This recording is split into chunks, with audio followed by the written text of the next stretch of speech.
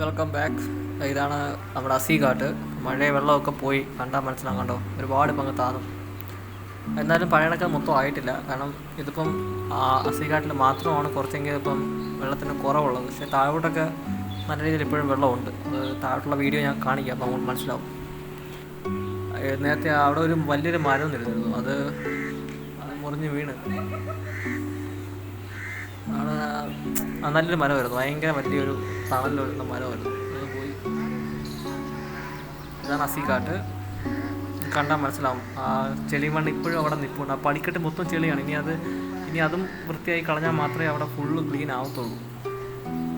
ഇവർ വെയിറ്റ് ചെയ്തുകൊണ്ടിരിക്കുക, കാരണം ഇനിയും വെള്ളം കൂടാൻ സാധ്യതയുണ്ട്. കാരണം ഇപ്പം മഴ സീസണാണ്. ഇന്നും നല്ല കോളുണ്ട്. മഴ പെയ്ത് കഴിഞ്ഞാൽ പിന്നും ഇതിൻ്റെ വെള്ളം കൂടും, പിന്നും ചെളിയാവും. സോ അതുകൊണ്ട് അവർ വെയിറ്റ് ചെയ്യുകയാണ്, അതേ പറയാം. ഇത് അസീഘാട്ടിൽ നിന്ന് അടുത്ത കാട്ടിലേക്ക് പോകുന്ന വഴിയാണ്. കണ്ടാൽ മനസ്സിലായി. അതിൻ്റെ മുകളിൽ ടെമ്പിളുണ്ട് അസീഘാട്ടിൻ്റെ. ഒരു തവണ ഞാൻ വീഡിയോ ഇട്ടത് നിങ്ങൾക്ക് കണ്ടാൽ മനസ്സിലാവും. മുകളിൽ നിന്ന് മൊത്തം വെള്ളമായിരുന്നു ഇവിടെ.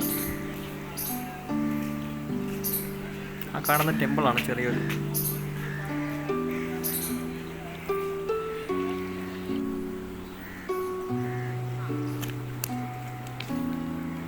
ഇപ്പോഴും ക്ലീനിങ് വർക്ക് നടന്നുകൊണ്ടിരിക്കുന്നേ ഉള്ളൂ. കണ്ടോ, ഇവിടെ നമുക്കിനി അടുത്ത കാട്ടിലോട്ട് പോകാൻ സ്ഥലമില്ല. കാരണം മുമ്പൊക്കെ ആണെങ്കിൽ ഈ ആ തോണി കിടക്കുന്ന അവിടെ വരെ സത്യം പറഞ്ഞാൽ ഏകദേശം ഇതാണ്, സ്റ്റെപ്പുകളാണ്, പടികളാണ്. പക്ഷേ മൊത്തം ചെളിയും മണ്ണും കയറി മൊത്തം അവിടെ നമുക്ക് അപ്പത്തോട്ട് പോകാൻ കഴിയാത്തൊരവസ്ഥയാണ് ഇപ്പോൾ.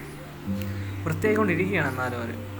പക്ഷേ പ്രശ്നം എന്ന് പറയുന്നത്, ഈ മഴ പിന്നും കൂടിക്കഴിഞ്ഞാൽ ഇതിൻ്റെ ഇരട്ടി മണ്ണും ചെളിയാ പിന്നും അതിനകത്ത് വരും. അതുകൊണ്ട് ഒന്ന് വെയിറ്റ് ചെയ്യണം അവർ. വെള്ളം കുറയുന്നതനുസരിച്ച് വൃത്തിയാക്കി ശരിയാക്കും.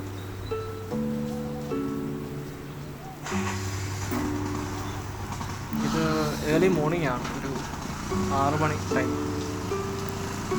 ആൾക്കാരൊക്കെ വന്ന് തുടങ്ങുന്നേ ഉള്ളൂ. സത്യം പറഞ്ഞാൽ രാവിലെ യോഗയും മെഡിറ്റേഷനും കാര്യങ്ങളൊക്കെ ഉള്ളതാണ്. പക്ഷേ ഈ വെള്ളത്തിൻ്റെ പ്രശ്നം കൊണ്ടാണ് ഇപ്പോൾ നിർത്തി വെച്ചേക്കുന്നത്. പക്ഷേ ഇപ്പം തുടങ്ങാനുള്ള സാഹചര്യം ഉണ്ട്.